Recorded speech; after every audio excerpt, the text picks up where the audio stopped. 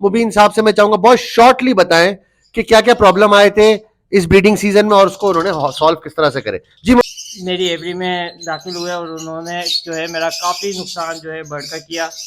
क्या ऐसी चीज करते हैं कि इससे बर्ड जो है बूस्टअप हो जाए। अस्सलाम वालेकुम व्यूअर्स, मेरा नाम अली नसीर है और आप देख रहे हैं बर्ड स्टूडियो यूट्यूब चैनल। आज हम लोग आए हुए हैं हैदराबाद में। आज की शाम हैदराबाद के नाम मुबीन भाई, सुहेल भाई और इनके ग्रुप के साथ कुछ मामला डिस्कस कर रहे थे हम लोग। हमने कहा वीडियो बनाए, इसको डॉक्यूमेंट करें। सबसे पहले माशाल्लाह से हमने मुबीन भाई के सारे बर्ड्स देखे, बहुत खूबसूरत थे। आज की डिस्कशन स्टार्ट इससे करेंगे कि हम लोगों के पास कौन कौन से प्रॉब्लम्स आए। मुबीन साहब से मैं चाहूंगा बहुत शॉर्टली बताएं कि क्या क्या प्रॉब्लम आए थे इस ब्रीडिंग सीजन में और उसको उन्होंने सॉल्व किस तरह से करे। जी मुबीन भाई। वालेकुम अस्सलाम। अली भाई, जिस तरीके से तमाम ब्रीडर्स के पास जो है वो प्रॉब्लम आती हैं और हर ब्रीडर जो है वो उस चीज़ को फेस कर रहा होता है, इसी तरीके से मेरे पास भी कुछ प्रॉब्लम्स इस तरीके की आई जो अल्हम्दुलिल्लाह बाद में मैंने फेस किए। सबसे पहले तो मैं आपको बताता चलूँ, आज जो हमारी वीडियो बन रही है ये इंडोर सेटअप के अंदर बन रही है, ठीक है ना। इससे पहले मेरा ये जो पूरा सेटअप लगा हुआ था ये बिल्कुल टॉप के ऊपर, छत के ऊपर लगा हुआ था। तो उधर आपको पता है कि चूहे जो है मेरी एवरी में दाखिल हुए और उन्होंने जो है मेरा काफ़ी नुकसान जो है बर्ड का किया। और ये समझे कि मैं चलता हुआ सीज़न जो है पूरी एवरी शिफ्ट की है। और यहाँ पे लाने के बाद मैंने अपने शुरू से पेयर अप किए, जो पेयर मेरे ख़राब हो गए थे उनको चेंज किया।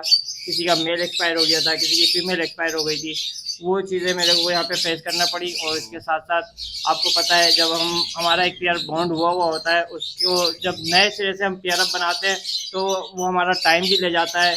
कुछ प्रॉब्लम इस तरीके भी आती है कि फीमेल जो है हीट पे आई हुई होती है और मेल हमारा हीट पे नहीं आया हुआ था, हम पेयर अप बनाने के लिए छोड़ते हैं। उस तरीके से हम मेरे जो कुछ मेल हैं वो भी एक्सपायर हुए।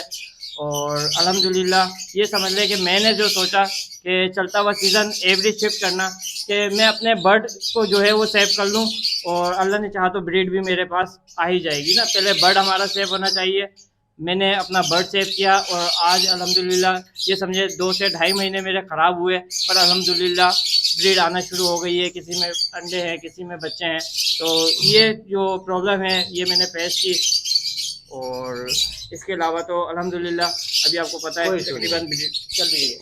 अच्छा जी, मैं आप सब लोगों से एक छोटी सी बात करना चाहता हूँ। वो बात यह है कि आप लोग कोशिश किया करें एक मेल को मल्टीपल फीमेल्स के साथ पेयर अप करें। उसका फायदा क्या होता है, क्योंकि ड्यूरिंग ब्रीडिंग सीजन ज्यादातर जो एक्सपायर होती है वो फीमेल्स होती हैं। तो आपने क्या करना है, जब ऑफ सीजन हो, ये सारी मेहनत ऑफ सीजन की है, आपने एक मेल के साथ डिफरेंट फीमेल्स को पेयर अप करना है और उनको थोड़े वक्त के लिए साथ रखना है। फिर फॉरन मेल को दूसरी फीमेल का इस तरह से चेंज करते रहे, ताकि आपके सीजन के अंदर आपके पास मेल्स कम पड़ जाते हैं, फीमेल यूजुअली सबके पास ज्यादा ही होती हैं, तो उसका काम बहुत आसानी से हो सके।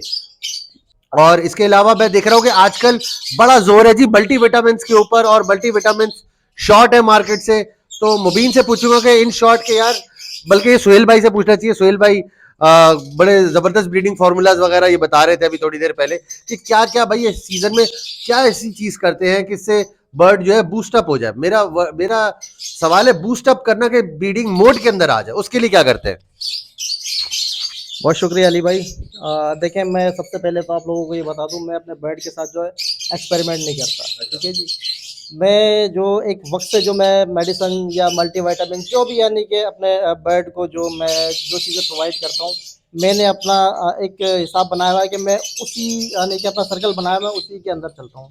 ऐसा नहीं है कि जैसे लोगों का एक मैंने देखा कि माइंड सेट है कि वो ये कहते हैं कि भाई एक साल जो है हमने फला मल्टीविटामिन इस्तेमाल करना है और सेकंड ईयर जो है वो फला करना है, क्योंकि वो सेकंड ईयर जो है वो इस पर असरअंदाज नहीं होती। मुझे ऐसा नहीं लगता, ठीक है। मैं जो एक कंपनी है, मैं नाम यहाँ नहीं लूँगा। चलिए आप ये सिर्फ बता दें कि आप क्या क्या चीज दे रहे हैं, जैसे मल्टीविटामिन दे रहे हैं, कैल्शियम दे रहे हैं, प्रोबायोटिक्स दे रहे हैं, मोरिंगा दे रहे हैं। जी आप देख हाँ, बिल्कुल ऐसा ही है। combination देखिए, में दे रहे हैं? मैं मल्टीविटामिन भी दे रहा हूँ, मल्टीविटामिन में सॉलिड डी ब्रीडर इस्तेमाल कर रहा हूँ। सॉफ्ट फूड में जी बिल्कुल, मैं जितने भी मेरे सप्लीमेंट्स होते हैं मैं देता ही सॉफ्ट फूड के अंदर हूँ, ठीक है। मैं पानी में कुछ भी इस्तेमाल नहीं करता।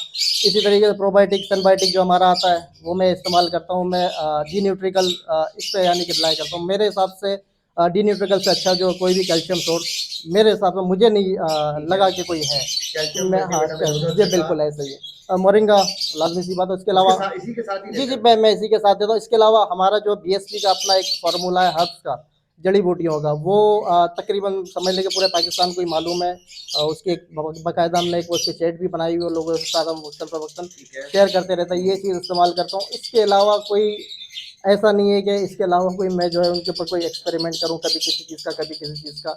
हमारे यहाँ असल में मसला ये जो एक नया फैंसियर जो मसले मसाइल फेस करता है, वो कभी किसी एक यानी कि उस्ताद को फॉलो नहीं करता। वो एक को इससे भी पूछता है, दूसरे से भी पूछता है, तीसरे भी से पूछता है। ये 4-5 से पूछ के जो है ना, उन 4-5 का जो फॉर्मूला को मिला के वो एक मिक्स अचार तैयार करके जो है अपने बर्ड को दे देता है, कि उसका बर्ड जो फटने को होता है। तो ऐसा ना करें। मैं कहूँगा कि किसी एक को, जिसको भी आप लगता है कि हाँ नहीं आपने इससे बात की है और इसने जो आपको सजेस्ट किया ये सबसे बेस्ट है, आप वो इस्तेमाल करें। इंशाल्लाह उससे आपको फ़ायदा ही होगा। मैं एक चीज इसमें ऐड करना चाहता हूं कि बहुत सारे लोगों के साथ देखा गया है कि ड्यूरिंग ब्रीडिंग सीजन जो है बर्ड अपने फेदर लॉस कर रहा है और बर्ड थोड़ा सा स्ट्रेस में आ रहा है, या उसका कंफर्ट जोन जो है वो अपने कंफर्ट जोन से बाहर जा रहा है। उसकी भी एक बहुत बड़ी मेजर वजह ये होती है कि हम लोग ओवरलैप कर रहे होते हैं मल्टीविटामिन के अंदर, जो भी सप्लीमेंट के अंदर है। एक्चुअली अगर आप लोगों को देना चाहिए, वो क्या करना चाहिए, चाहे किसी भी कंपनी का हो, एक मल्टीविटामिन हो, एक कैल्शियम हो, एक प्रोबायोटिक्स हो। अब चाहे वो आप सॉलिविड डी ब्रीडर जो हजारों में प्रोडक्ट है, 50,000 का है, 40,000 किस तरह से है, वो ले लें, या फिर बीटासोल सुपर जो 1800-2000 रुपए का है, आप वो ले लें। इट्स अप टू यू, कुछ भी ले लें, ये आपके ऊपर है। लेकिन डबल डोजेज जो है ना, आपने हरगिज नहीं करनी। वो 3 चीजें, मल्टीविटामिन, कैल्शियम, प्रोबायोटिक्स, ये 3 चीजें देनी है। अच्छा, इसके अलावा अब मैं प्लकिंग, जब बात शुरू हो ही गई है, तो मैं फरहान साजिद भाई के पास जाना चाहूंगा। मैं इनसे पूछना चाहूंगा कि क्या ऐसी फीमेल्स क्यों करती हैं, और वो कौन सी फीमेल होती हैं, और उसका हल क्या है जो फीमेल्स बच्चों को प्लग कर रही होती है। हमने एलोवेरा का मंजन बहुत सुना है, एलोवेरा लगा लो, कोई फर्क नहीं पड़ता है एलोवेरा लगाने से। मेरे ख्याल में ये वेस्ट ऑफ टाइम और दूसरे को बेवकूफ बनाना है कि आप एलोवेरा जेल लगा लें, एलोवेरा से कुछ नहीं होता जी, अगले दिन वापस से वो नोच रही होती है। जी फरहान भाई। बहुत शुक्रिया अली भाई आपके सवाल का। अच्छा, मेरा एक्सपीरियंस ये है कि मैंने जो है वो नोपिक जो होता है एक स्प्रे, वो भी इस्तेमाल किया है। मगर एक उसमें इशू ये है कि अब सर्दियाँ आ गई हैं और नोपिक जो होता है वो ज़रा ठंडा होता है, तो बच्चे का जो जिस्म होता है नंगा होता है, उसके ऊपर लगाते हैं तो बच्चे को ठंड लगती है। तो उसको थोड़ी देर जो है वो रख के बाहर रूम टेम्परेचर पे करके भी लगा दिया, मगर उसका भी कोई ख़ास रिजल्ट आता नहीं है। तो मैंने जो देखा है वो यही देखा है कि हम लोग जो है मल्टीविटामिन की डोजेज ज़्यादा इस्तेमाल करते हैं, कैल्शियम की डोजेज ज़्यादा इस्तेमाल करते हैं, जिसकी वजह से ये कई फीमेलों में आता है। इक्का दुक्का जो फीमेलें होती हैं जो ये करती हैं, वो तो ये करती हैं, उनकी हैबिट होती है। मगर अगर मेजोरिटी में आ रहा है तो इसका मतलब है आपने कोई ना कोई ओवरलैप किया है चीज़ों को।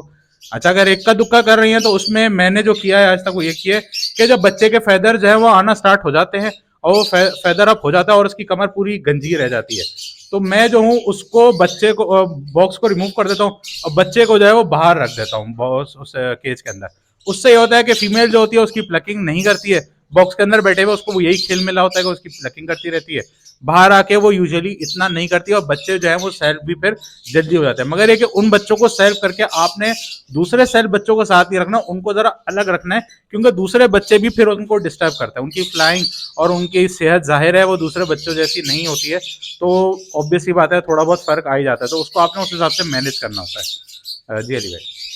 मैं इधर एक चीज दोबारा ऐड करना चाहूंगा, मैं आज बहुत चीजें ऐड कर रहा हूँ। 2 तरीके जो मेरी नॉलेज में, जिनसे ये इफेक्ट जो है ये कम हो जाता है। आदत पड़ जाए एक दफा, कभी खत्म नहीं होती। इवन फीमेल अपने जो उसका कंपेनियन है उसके मेल के भी पर चबा जाती है।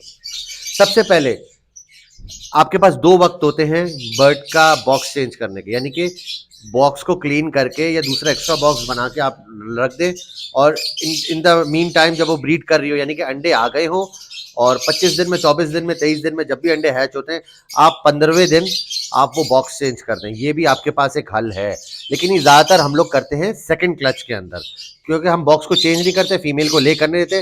वंस फीमेल ले कर देती है, 15वें दिन या 17वें दिन हम लोग बॉक्स चेंज करके फ्रेश बॉक्स दे देते हैं, उसी में अंडे रख देते हैं, फीमेल वापस से सीखने लग जाती है। ये सेकंड क्लच की रेमेडी है।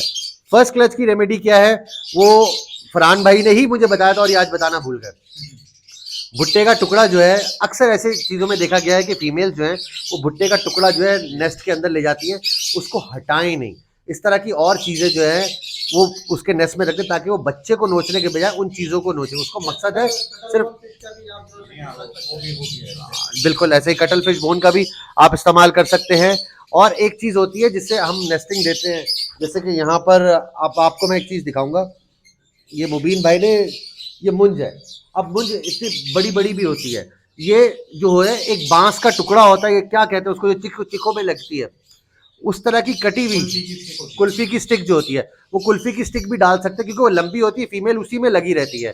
तो आपका बच्चा जो होता है वो काफी हद तक बच जाता है। जी व्यूअर्स, ये थोड़ी सी इंफॉर्मेशन थी, उम्मीद करता हूँ ये आपके काम आएगी। कहने को तो ये छोटी सी बातें हैं, लेकिन ये हमारा तजुर्बा है, और हमें बहुत खुशी होगी कि अगर आप इन बातों को अप्लाई करें और आपकी जिंदगी में हमारे तजुर्बे से कोई चेंज आए, तो हमसे ज्यादा खुशी और किसी को नहीं होगी। तो इन्हीं बातों पे आज की इस मीटिंग का इख्तिताम करते हैं। हमारे और भी पार्ट्स देखना भूलिएगा नहीं, ये कंटिन्यूएशन में हम पार्ट बना रहे हैं, वीडियो लंबी होगी इसलिए हम इस पार्ट को यहीं पे एंड करते हैं। Thank you for watching. अल्लाह हाफिज, अस्सलाम वालेकुम।